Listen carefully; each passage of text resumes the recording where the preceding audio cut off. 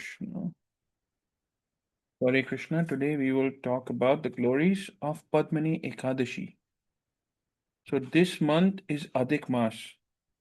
So this Ekadashi, the Padmini Ekadashi, comes once every 3 years, whenever there is an Adhik Maas. To speak about Adhik Maas, Adhik means extra. And what happens, why this Adhik Maas comes in the Hindu calendar, is because between the solar year, one solar year is 365 days.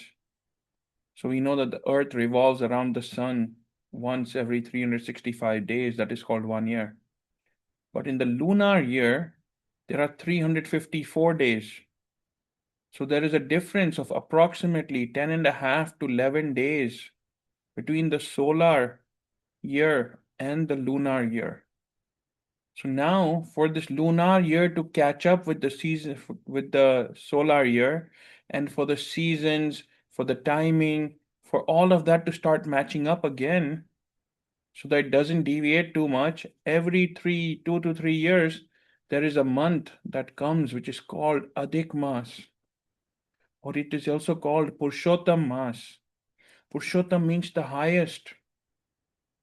In this month, whatever austerities, chanting, serving the Lord, serving the devotees of the Lord, charity, donation, anything that we do, the benefit of that is thousandfold. That's why the name Adhik. That means significantly more, significantly greater. So this Adhik Maas is very, very dear to Lord Krishna. So we use this. This is like when we go outside and we find a sale. We buy more than what we need. Today, if someone tells us that you can buy gold for $200 an ounce, we will go buy outside and buy and stock up and keep. When the real value is close to $5,000 today per ounce. So similarly, during this Adhik Maas, whatever austerities, penances that we perform, chanting, fasting for Ekadashi, giving donation to the Brahmanas, serving the Lord, cooking bhoga for the Lord, doing shringar for the Lord, right? Offering a deep dhan, offering a ghee wick to the Lord. All of that wipes away so many of our sins we cannot even realize. And even simply chanting during this month, Hare Krishna, Krishna Krishna, Hare Hare, Hare Ram, Ram Ram, Hare Hare, affords so many benefits. It is beyond our imagination. Waking up early in the morning, taking a bath before sunrise, that also is very, very beneficial. So this 1 month, this Adhik Maas that comes, let us use it to our advantage. Let us not be like how we are during the rest of the year during this auspicious month. We are human beings. We have received a mind. We have received intelligence to be able to learn about why we have received this human form of life. What is the goal of this life? And so that knowledge we do not get in every life. Dogs, cats, animals, lions, tigers, aquatics animal, in birds in the air, right? There's so many different forms of species. 8.4 million species. And only the humans have the knowledge that how we can get out of this cycle of taking birth, dying, taking birth, dying.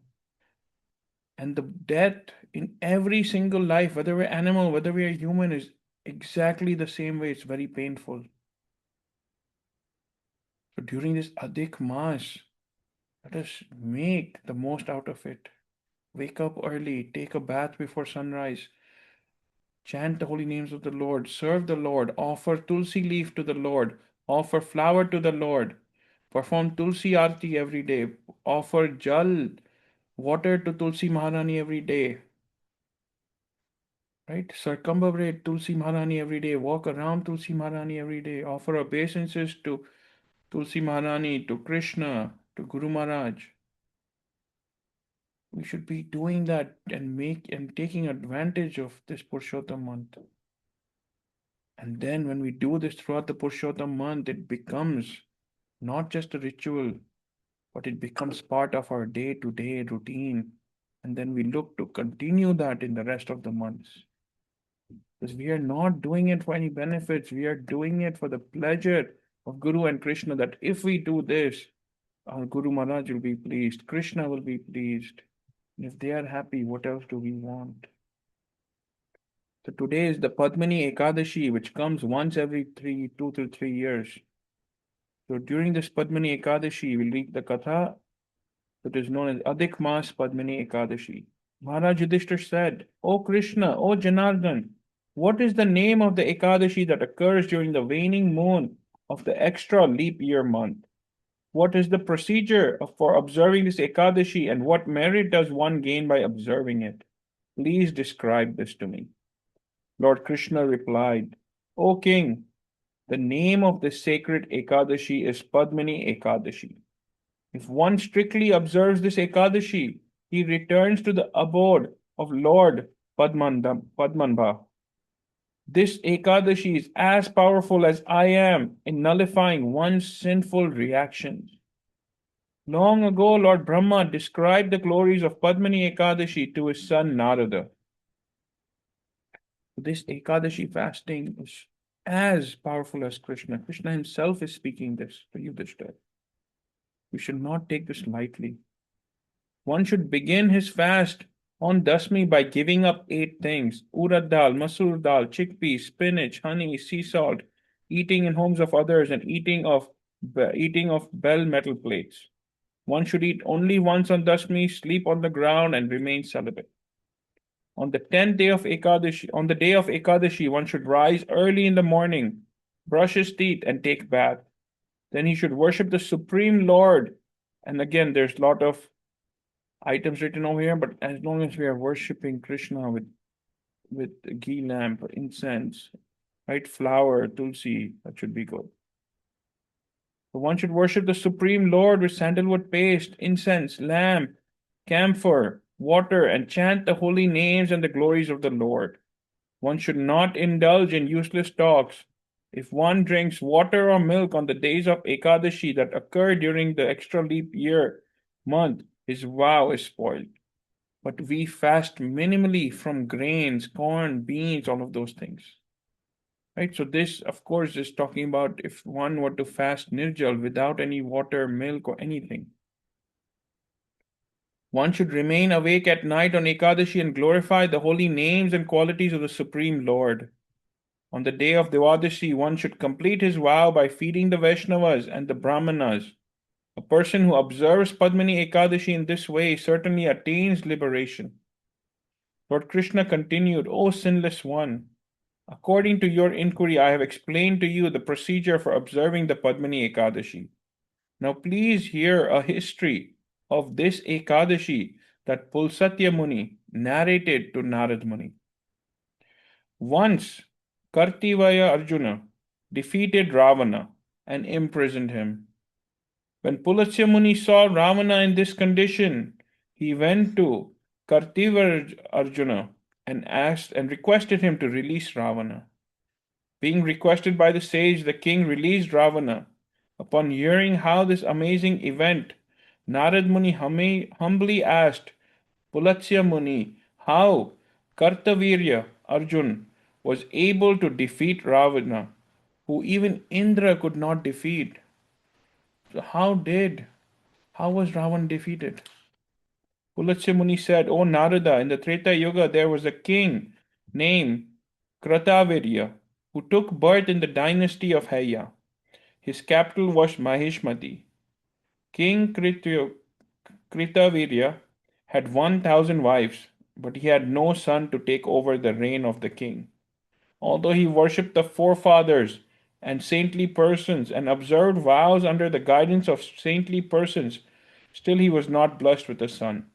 The king decided to undergo austerities, so he entrusted his responsibilities to his ministers and left for the forest wearing only a tree bark. As he was leaving his palace, one of his wives, Padmini, the daughter of King Harishchandra, saw him. She decided to accompany her husband to the forest. She gave up all her ornaments, wore only one cloth, and followed him to the Mandara mountain. At the summit of Mount Gandhamana, King Kaitwava performed severe austerities and prayed to Lord Gadadhar for 10,000 years, but still he was not blessed with a son. Seeing her husband's weakened condition, Padmini went to chaste Anusuya, the wife of sage Atri, and asked her for advice. Anusuya told her that even after that every 32 months an extra leap month is added. The two Ekadashis of this month are known as Padmini and Parama. They fall on the Dwadashis of the light and dark part of the month respectively. You should fast on those days and remain awake throughout the night. If you do so, the Supreme Lord Sri Hari will bless you with a son. So this is Anusuya who's telling Padmini. Padmini faithfully followed these instructions to fulfill her desire for a son. She fasted completely, even from water, and remained awake all night, chanting the glories of Sri Krishna and dancing in ecstasy. Lord Keshava became pleased with her devotion, and he appeared before her. He said, I am happy with you, for there is no month dearer to me than this, and the Ekadashis that occur during this month are the most dear to me of all Ekadashis. You have followed my devotee Anusuya's instructions perfectly, and therefore you and your husband will have the desired son you wish. So over here, imagine that Padmini followed the instructions of Anusuya, who is a devotee of Lord Krishna, perfectly. And she attained Lord Hari. Right? Not only what she wished for her son, but also Lord Hari. She attained his darshan. In the same way, if we also perfectly follow the orders of our spiritual master, who is the pure devotee of the Lord, right? Then one day Krishna will also meet us. Because remember, we are incapable of meeting Krishna. Right? If you ever see, Krishna has always gone to the devotees. We are not capable of going to meet Krishna. But Krishna, he is all capable. Right? He has all the power. If you look at Prahlad Maharaj, right? For him, the Lord appeared from a column. Dhruv Maharaj, Krishna personally went and gave him darshan. Right? Look at any katha, any devotees. Krishna has gone to the devotees.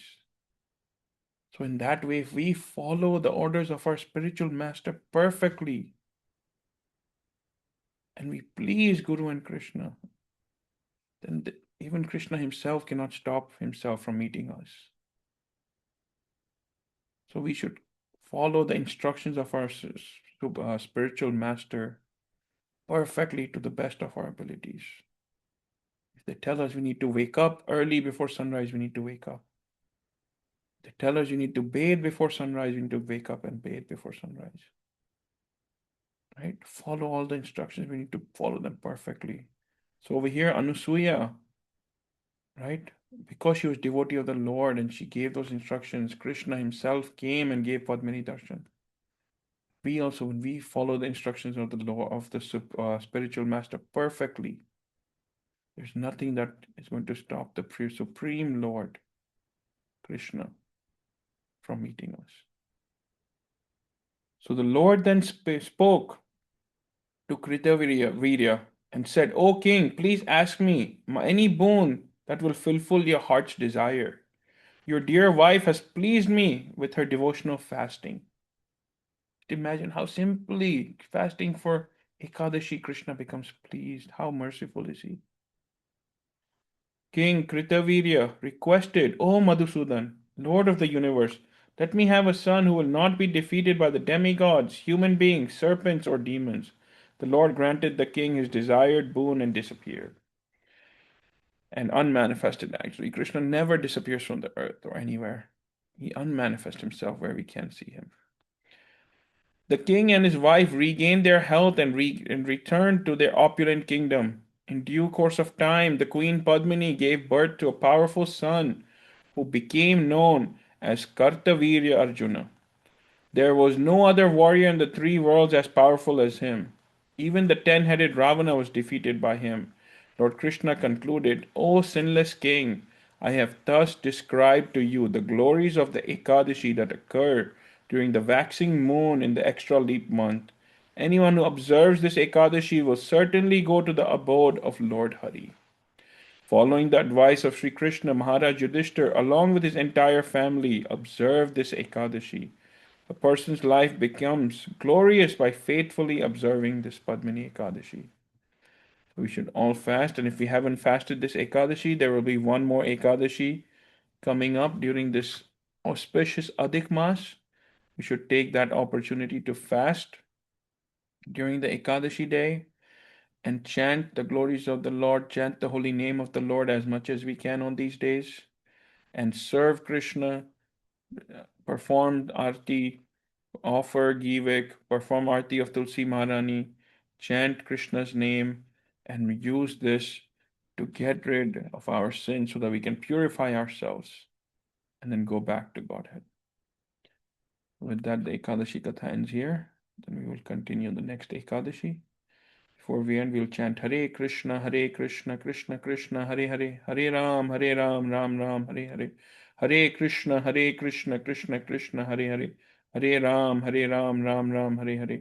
Hare Krishna, Krishna Krishna, Hare Hare. Hare Ram, Ram Ram, Hare Hare. Shri Shri Radha Vrindavan Chandra Bihari Lal Ki Jai.